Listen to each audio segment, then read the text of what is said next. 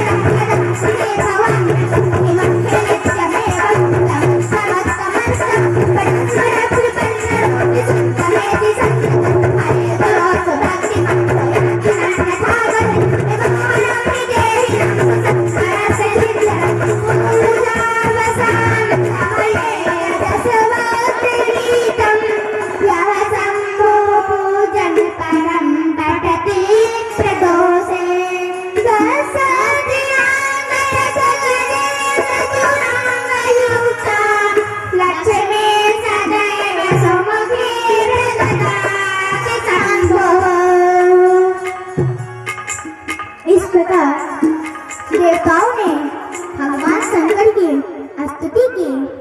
भगवान शंकर प्रसन्न हो गए और तो देवताओं ने कहा कि हे भगवान, आप इस यज्ञ की पूर्ति होने दीजिए। दक्ष प्रजापति ने भी कहा, हे प्रभु, आप मुझे माफ कर दीजिए, मुझसे गलती हो गई। तब भगवान ने कहा, ठीक है। भगवान आए। दक्ष प्रजापति एक अपने सैनिकों से कहा, जाओ, रास्ते में तुम्हें जो भी पशु मिले उसको काट कर तुम ले आओ, उसका गर्दन काट कर ले आओ। सैनिक निकल पड़े। भगवान शंकर के सबसे पहले उन्हें एक बकरा मिला। बकरा का सर धड़ से अलग कर दिया और उसे लेकर चले आए और भगवान शंकर को दे दिया। भगवान शंकर उसे लेकर दक्ष प्रजापति के लगा दिया। बस दक्ष प्रजापति की यज्ञ की पूर्ति हो गई। उसके और दक्ष उस दिन से मैं करने लगा।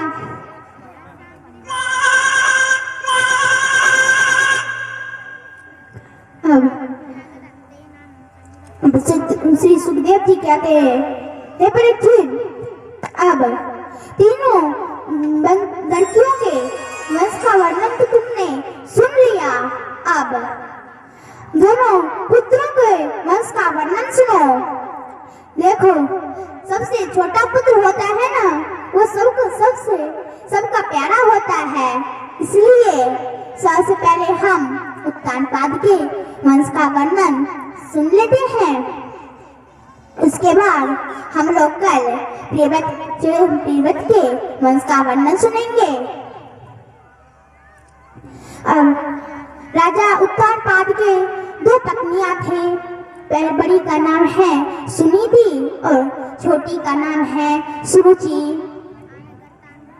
एक बार राजा जंगल में शिकार खेलने गए थे। बहुत रात हो गई थी। अपनी बड़ी पत्नी सुरुचि के पास आए और दरवाजा खटखटाया। सुरुचि बाहर निकली। उन्होंने भीतर से जवाब दिया, जाइए, आपने इतना देर क्यों किया? आप अब जंगल में ही रहिए, मैं अपने पुत्र को लेकर खेल रही हूँ, ऐसा जवाब दिया। बोलिए राधे राधे। तब राजा उत्तानपाद दुखी हो गए। तब उनको अपनी बड़ी पत्नी सुनीति का याद आया। तब वे माता सुनीति के पास आए और रात को यही बिताया। उसके बाद माता सुनीति को भी सुंदर पुत्र हुआ, जिनका नाम है ध्रुव। ध्रुव अब बड़ा होने लगा। बड़ा हुआ। एक बार वह खेलते खेलते अपने पिता उत्तानपाद के आंगन में चला आया। बोलिए राधे राधे। तब पिता के पास जाकर देखा तो उन्होंने अपने पुत्र उत्तम को गोद में लेकर खेल रहे थे। ध्रुव को हुआ भी, पिताजी मुझे भी लेकर गोद में, मुझे भी लेंगे। ध्रुव अपने पिता के पास जाकर कहने लगा, पिताजी आप भी मुझे लिए ना गोदी में। तब पिता जैसे ही गोदी में ध्रुव को लेने लगे, तभी उधर से माता सुरुचि आए और ध्रुव से कहने लगी, ध्रुव ये तुम्हारे पिता नहीं है, तुम्हारे पिता नहीं है ये। तब ध्रुव जी कहने लगे, क्यों माता जी, ये तो मेरे भी पिता है ना, क्या ये मुझे अपने गोदी में नहीं ले सकते हैं? माता सुरुचि कहने लगी, नहीं, तुम अभी ये तुम्हारे पिता नहीं है, तुम जाओ पहले भगवान नारायण की तपस्या करो, जब वह तुमसे प्रसन्न हो जाएंगे और तुमसे वर मांगने को कहेंगे, तब तुम उनसे यह वर मांगना कि मुझे माता सुरुचि के गर्भ में जाना है। उसके बाद जब तुम मेरे गर्भ में आ जाओगे, मेरे गर्भ से जब तुम जन्म लोगे, उसके बाद तुम्हें यह गद्दी बैठने को मिलेगा। बोलिए राधे राधे। जब माता सुरुचि ने ऐसा कहा, तब ध्रुव तो क्रोध की सीमा न रही। वे फुफकारते नाग की तरह अपने घर आए और माता सुनीति से कहने लगी, माता माता सुनीति। उन्होंने देखा तो कहने लगी, बेटा ध्रुव, तुम्हें क्या हुआ है? तुम इतने क्रोध क्यों हो? तुम इतने क्रोधातुर, तुम्हें क्या हुआ है, बताओ। तब ध्रुव जी कहने लगे कि ध्रुव जी ने जो कुछ हुआ वो सभी बात अपनी माता को बताए और कहने लगी, मैं माता सूची को जिंदा नहीं छोड़ूंगा। उसने मुझसे ये बात कही, उसने मेरे पिता की गोद में बैठने नहीं दिया। तब माता सुनीति कहने लगी, तुम्हारे पिता जो तुम्हारे माता ने जो बात कही सही तो कही है, तो जंगल में जाओ और भगवान नारायण की आराधना करो, तो फिर तुम्हें दर्शन देंगे। तब तुम भगवान के दर्शन करके घर को आ जाना। ध्रुव जी कहने लगे, माता जी आपने मुझे जंगल जाने के लिए कहती हैं, आपने मुझे जंगल जाने के लिए कहती हैं। तब माता सुनीति कहने लगी, हाँ हाँ जाओ, तुम जंगल में जाकर भगवान का भजन करो। ऐसा माता सुनीति ने कहा। तब ध्रुव जी माँ की आज्ञा लेकर जंगल में भगवान का भजन करने के लिए चल पड़े। जाने लगे। रास्ते में नाग जी को दया आ गई। वे आकर ध्रुव जी के सामने कहने लगे, बालक ध्रुव, तुम कहाँ जा रहे हो? तुम मुझे बताओ। तब ध्रुव जी कहने लगे कि मैं जंगल में भगवान की तपस्या करने के लिए जा रहा हूँ। तब नाग जी कहने लगे, क्या भगवान की तपस्या करने के लिए? क्या तुम्हें डर नहीं? जंगल में इतने जीव जंतु रहते हैं, वे सब तुम्हें खा जाएंगे, तुम मत जाओ। तभी ध्रुव जी कहने लगे, नहीं, मैं तो जाकर रहूंगा, मेरी माता की आज्ञा है, उन्होंने मुझे जंगल में जाने को और भगवान के दर्शन पाने के लिए कहा है। तभी भी नारद जी कहने लगे, नहीं, तो जंगल में जाओगे तो खाओगे क्या? वहाँ तो तुमको आहार नहीं मिलेगा, पहले से चीते को ही आहार मिल जाएगा, भोजन मिल जाएगा। तभी भी बालक ध्रुव नहीं माना, कहने लगा, नहीं, मैं तो जाकर रहूंगा, मैं अपनी माता की आज्ञा नहीं डाल सकता। ऐसा कहने लगा। तब नारद जी अपने असली रूप में आ गए और कहने लगे, हाँ बेटा, तू जा, जंगल में जाकर भगवान का भजन करो और दर्शन पाकर तो घर लौटना। तब ध्रुव जी कहने लगे, आप कौन है? तब नारद जी कहने लगे, मैं नारद हूँ, मेरा नाम नारद है। अब मैं रो रो के कहने लगा हूँ, दुख दर्दों को सहने लगा हूँ, दुख दर्दों को सहने लगा हूँ। अब मैं रो रो के कहने लगा हूँ, दुख दर्दों को सहने लगा हूँ, दुख दर्दों को सहने लगा हूँ। श्याम मेरे श्याम, श्याम मेरे श्याम।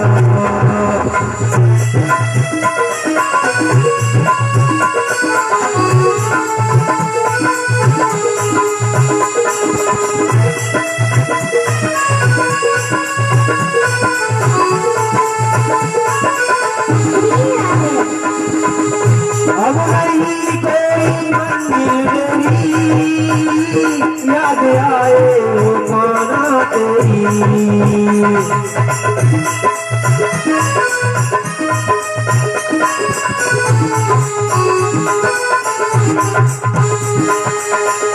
अब नहीं कोई मंजिल मेरी याद आए वो गाना तेरी।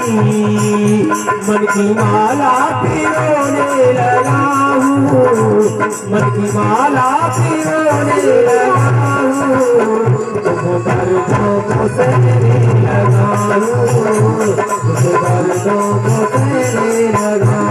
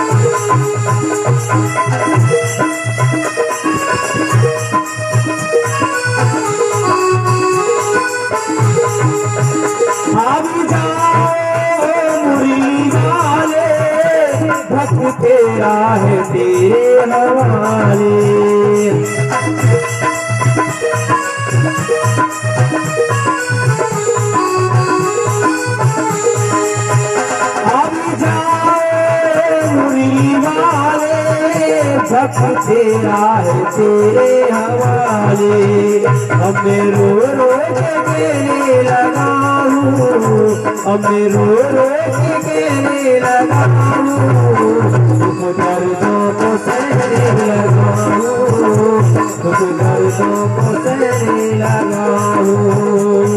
श्याम मेरे श्याम, श्याम मेरे श्याम।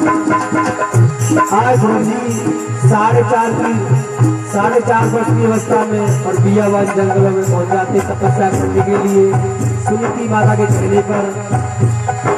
श्याम मेरे श्याम, श्याम मेरे श्याम।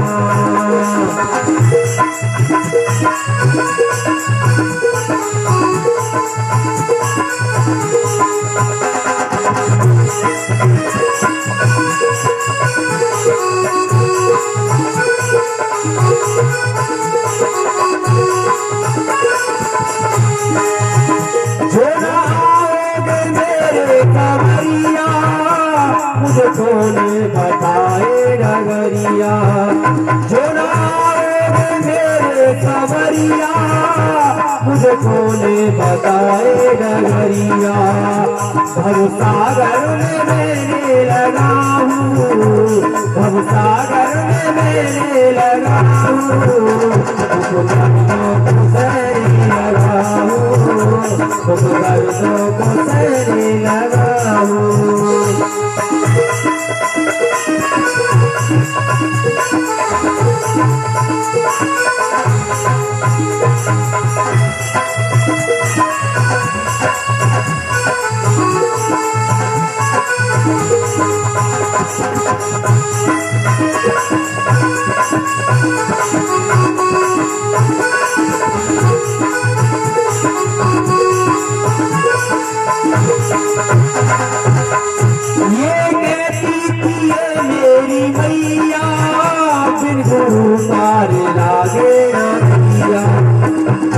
बात है बेटा, अगर कोई अच्छा सा गुरु मिल जाए तो भगवान की प्राप्ति अवश्य हो सकती है।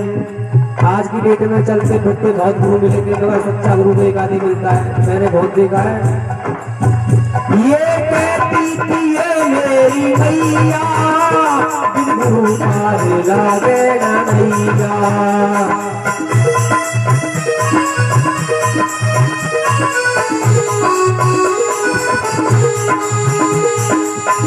याद गुरुवर की करने लगा हूँ, याद गुरुवर की करने लगा हूँ, दर्दों को सहने लगा हूँ, दर्दों को सहने लगा हूँ। श्याम मेरे श्याम, श्याम मेरे श्याम, श्याम मेरे श्याम, श्याम मेरे श्याम। अब मैं रो रो के कहने लगा हूँ, दुख दर्दों को सहने लगा हूँ, दुख दर्दों को सहने लगा हूँ, दुख दर्दों को सहने लगा हूँ, दुख दर्दों को सहने लगा हूँ। बोलिए वृंदावन माँ के बिहारी लाल की जय।